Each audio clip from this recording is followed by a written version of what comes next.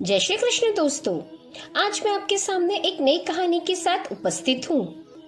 अधिकतर लोग यही जानते हैं कि रावण सिर्फ श्री राम से हारा था, लेकिन यह सच नहीं है। रावण श्री राम के अलावा शिव जी, राजा बलि, बाली और सहस्त्रबाहु से भी पराजित हो चुका है। यहाँ आज हम यही सब जानने जा रहे हैं। पहले हम जानेंगे कि बाली से रावण किस प्रकार हारा था। एक बार रावण बाली से युद्ध करने के लिए पहुंच गया।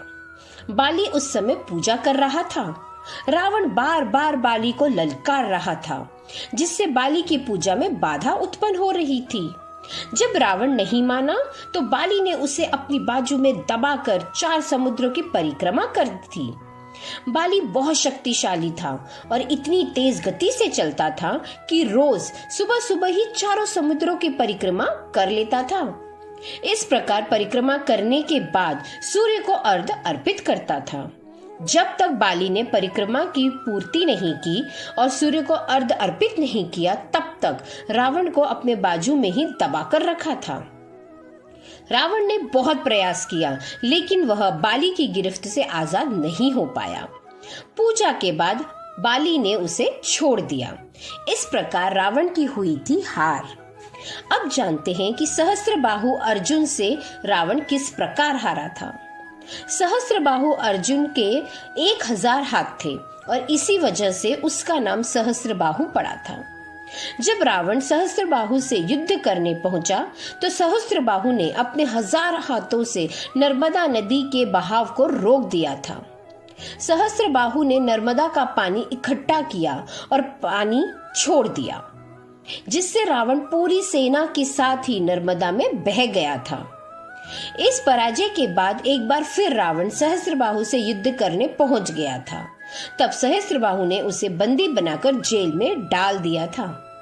इस प्रकार उसकी सहस्त्रबाहु से भी 2 बार पराजय हो चुकी है। अब जानते हैं राजा बलि के महल में रावण की हार।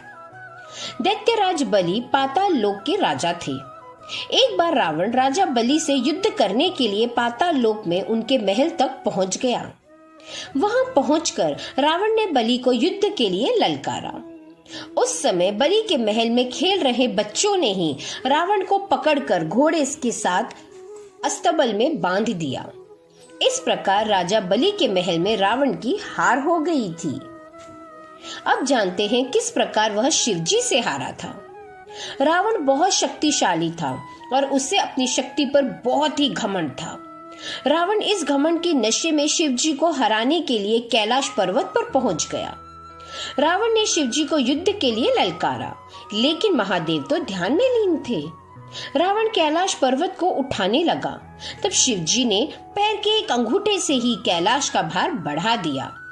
इस भार को रावण उठा नहीं सका और उसका हाथ पर्वत के नीचे दब गया। बहुत प्रयत्न के बाद भी रावण अपना हाथ वहां से नहीं निकाल सका। तब रावण ने शिवजी को प्रसन्न करने के लिए उसी समय शिव तांडव स्तोत्र रच दिया। शिवजी इस स्तोत्र से बहुत प्रसन्न हो गए और उसने रावण को मुक्त कर दिया। मुक्त होने के पश्चात रावण ने शिवजी को अपना गुरु बना लिया और उनका भक्त बन गया। तो देखा आपने कि रावण किस प्रकार अलग अलग लोगों से हार चुका था। ऐसे ही और जानकारी के लिए चैनल को लाइक, शेयर और सब्सक्राइब जरूर करें। मिलते हैं अगले वीडियो में, तब तक के लिए राधे राधे।